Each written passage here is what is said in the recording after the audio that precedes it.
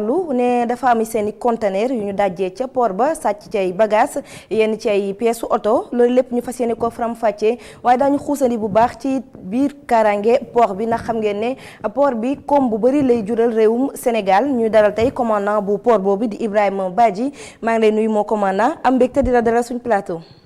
Merci Soda kontaan ci seen invitation di nuyu ñëpp à commencer par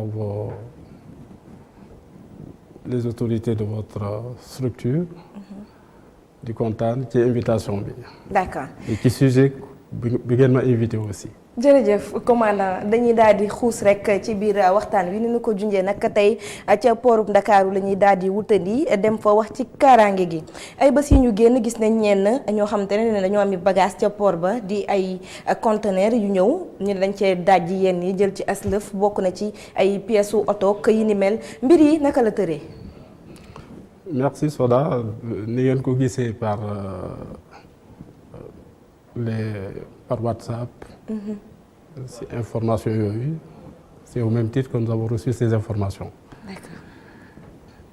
Mais lii wóor nous sommes aujourd'hui en train di ci liggéey pour identifier réellement ce qui s'est passé parce que pour nous c'est des allégations et avancé nañu bu baax. ci wàllu boobu. Vous parlez de sécurité au niveau du port de Dakar. Il faudrait ma définir un peu la genèse pour ngeen comprendre un peu. Mais balaa ñu dem ci sécurité bi carrément il faut ñu leen mbët loolee nga xamante ne ngeen ne yéen ak ñun ñoo yem ci réseaux sociaux yi ngeen ko yëgee. mbir mi yéen a ngi koy toppandi sàcc am na amul. Non c'est ce que je vous dis. Le détail. di ngeen ko am. de A à Z. mais wax ñu ci dara mosal ñu ci dara ñu xam ndax sàcc la wala sàccuñu wala ndax ñooñu dañoo génn rek. dama la doon ternir l'image du port. bu ñu toll oui. parce que loolu tam mën na yàq image du port bi. non seulement image du port vous parlez de l'image du port mais je parle de l'économie du Sénégal. Donc c'est une situation que port du ndongo bàyyi noonu il faut mu leer avec des preuves pour que Sénégalais xam. Que ce qui se passe au port de Dakar, qui est apprécié par la garde-côte américaine, qui est la référence mondiale en matière de sécurité et sûreté, n'est pas un détail. Ce n'est pas des gens qui vous donnent la certification gratuitement. Le 9 octobre passé, les filles ñëw di ñu contrôler tous les 3 mois ñu ngi ñëw Dakar. Donc su ma déggee yeneen détails yi. dafay réelu parce que xamuñu comment port di liggéey xamuñu ce qui se passe concrètement à l'intérieur du port. Aujourd'hui nous pourrons établir avec des preuves à l'appui que ce qui a été dit à travers les réseaux sociaux ce sont des allégations. maanaam ay waxi kese ay wax naka sa xandang la ci wolof noonu lañ ko mën a waxee allégation. bu leeree di ngeen xam ne li ñuy wax. sukkandiwul ci dara. D'accord. La source certes de ce problème-là n'émane pas ou n'émanerait pas au port de Dakar. Donc ça, ce sera établi. D'accord maanaam daal ñu jàpp ne pièces yi nga xamante ne ñu ngi naan dafa réer pièces oto yeeg yooyu du ca port ba la ñu ko jëlee. Non. fa oto yi fa bagage yi sokkee ko foofu la pièces yi réeree. Ben c'est ce que je vous dirais bu enquête bi pare. Tout sera établi te ku nekk di nga xam fan la mbir mi féete parce que du waxu caaxaan c'est avec des preuves. D'accord kon yéen a ngi wut ay preuves daal. non bu leen jàppagum ne ay allégations kese la. peut-être que am nañu déjà yeneen preuves yi. mais am ci dëkku yoon lañ nekk. nous sommes dans un pays de droit yi fii dañ koy leeral même boo amee preuve il faut que teg ko ci yoon il faut ñu leeral lépp. pour que Sénégalais xam ou bien le monde xam parce que aujourd'hui dañ ko envoyer les réseaux sociaux tout le monde. wër na àdduna kay fu mu toll nii ñëpp il faut ñu woon à l'intention de ceux qui font confiance au port de Dakar. que ces images que vous voyez passent pour être des allégations. d'accord léegi ñoom nee nañ dañoo sàcc seen i bagages yéen nee ngeen yéen a ngi ut ay preuves am na sax yu ngeen amagum. ñu jàpp ne ay allégations maanaam ay wax la rek yu teguwul fenn. port bi war na am ay caméras de surveillance comme waa jooju li muy wax bu ko waxee xanaa war ngeen ko war a mun a woo taaj ko génne caméra yi mu xool conteneur am yi ndax moom lañ ko dajjee fii la wala du foofu. Ce que je vous dis, le port ñun on a un système de vidéosurveillance. Mais là où il a retiré son véhicule, ce cadre-là, ce terminal-là, amena son système de vidéosurveillance. C'est pourquoi je vous dis, il y a des détails et des recoupements. Parce qu'on ne peut pas se lever comme ça et avancer, dire que oui, on m'a fait ceci, on m'a fait ceci. Non, non, c'est trop facile. Quand vous ne savez pas, voilà, boo xamul ni ñuy liggéeyee dans une structure boo fa demee peut-être di nga jàpp ne mun naa def lii te jàll du jàllee noonu.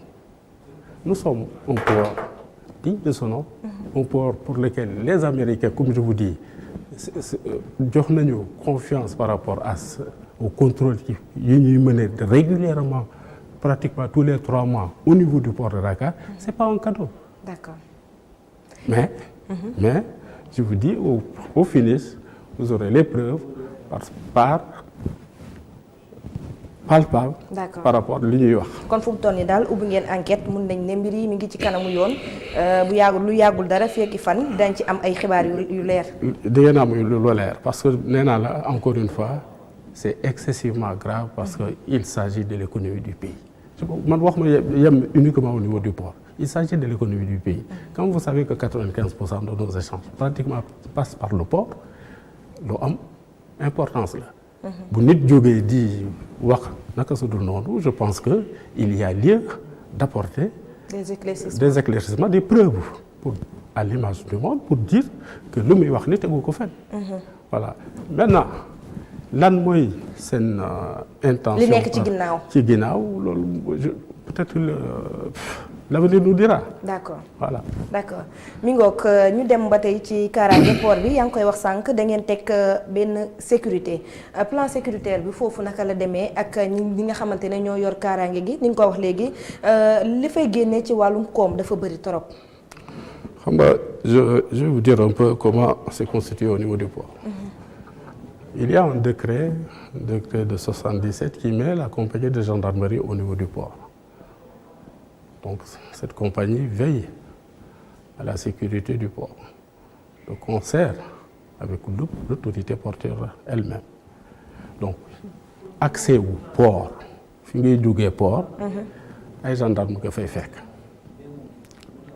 mais yemuñu ci parce que nee naa la ñun dañu am en application ak code ISPS boo xamante ne Sénégal daf ko ratifié. En application de ce code là dañuy recruter 450 éléments yoo xamante ne ci port la nekk. 450 éléments yooyu ci kaaraange gi la ñuy yëngu. ci sécurité bi. D'accord. Donc à l'intérieur du port contrôle bi ngay jëkk a am gendarmerie la. mais booy dem pour dugg ci installation bi da nga fay fekk ay suñuy agent que ce soit da ngay yore véhicule wala booy dox suñuy agent ñoo lay contrôler pour nga dugg ci installation donnée. Je prends un exemple. booy dem Môle 1 bu yoree oto da ngay jaar après le contrôle des gendarmes da ngay jaar ci suñu vigile yi. booy dox aussi da ngay jaar ci gendarmerie di nga egg ci suñu vigile yi pour nga mën a dugg dans l'installation portuaire.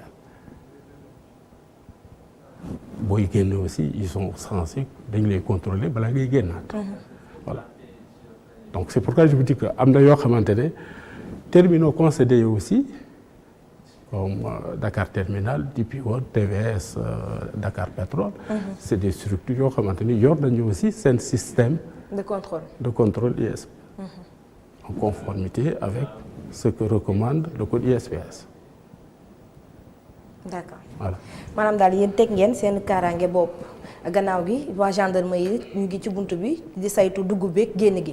kon mun nañ jàpp ne dara du dugg foofu ci biir port loo xamante ne saytu woo leen ko wala dara du génn ci biir port bi loo xamante ne it saytu woo leen ko. Oui, parce que la sortie est contrôlée par les douaniers. Waaw.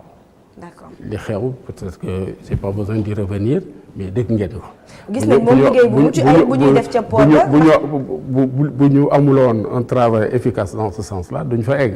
moo tax kay mu xaw maa jaaxal. waa ji génn ne dañoo sàcc ay pièces am ak yi ni mel. te gis nañ ne ay bés yu ñu génn teg nañ fa fii ak ay fan yu néew. peut-être que di ngeen xam concrètement lu xew. xanaa exclusivité bi nag ñun nga koy jox ñu génne li xew ca port ba. ak waa ji ndax dañ koy teg ay daan wala dañ koy yóbbu ci yoon. loolu ñun nous sommes dans un pays de droit. nous sommes dans un pays de droit li war dinañ ko def parce que nee naa la encore une fois waxuma yem ci port bi dama wax ci économie Sénégal. waaw parce que c'est tellement important le port est d'une importance pour l'économie de ce pays. D'accord. Voilà.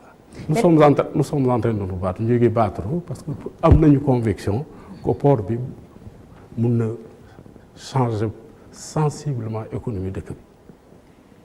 D'accord. waaw. D'accord li jot a génn mun na ternir quelque part l'image du Sénégal ndax yéen a ngi préparer benn riposte laa ko mën a tuddee sax pour ñi nga xamante ne sur le plan international ñoom it dañuy jaarale seeni bagages ci port bi. mooy li ma la wax parce que lépp loo gis dafa am étape. da ngay def commencer par étape numéro 1 nga dem étape 2 ainsi de suite c'est pour nous un problème sérieux. Ça, il faut pas qu'on sorte de ce cadre-là. C'est très sérieux ce problème-là. Nous le prenons très sérieusement, à commencer par le DG du port, il prend la chose à bras le corps. Et nous allons faire la lumière sur cette affaire-là parce que, encore une fois, comme je vais me répéter, il s'agit de l'économie du Sénégal. D'accord mun nañ am njort bu rafet ne pilotes yi dinañ yokk parce que ñu ngi ci seen 3e année. Cela veut dire que suñu paree dañuy ñëw opérationnel. léegi les vieux vont partir à la retraite. vu qu'ils sont ñoom dem nañ retraité nañ ba pare sax. da ngeen leen retenir parce que amoo leen. mais lim bi bëriwul su ma la nee am na ñu retenir lim bi bëriwul. mais am nañ ngeen ci téye lim bi bëriwul maanaam ay ñaata. 2 à 3 donc. 2 à 3 yu ci retraité ñu téye leen. parce que amuñu li ñu soxla ci réew mi.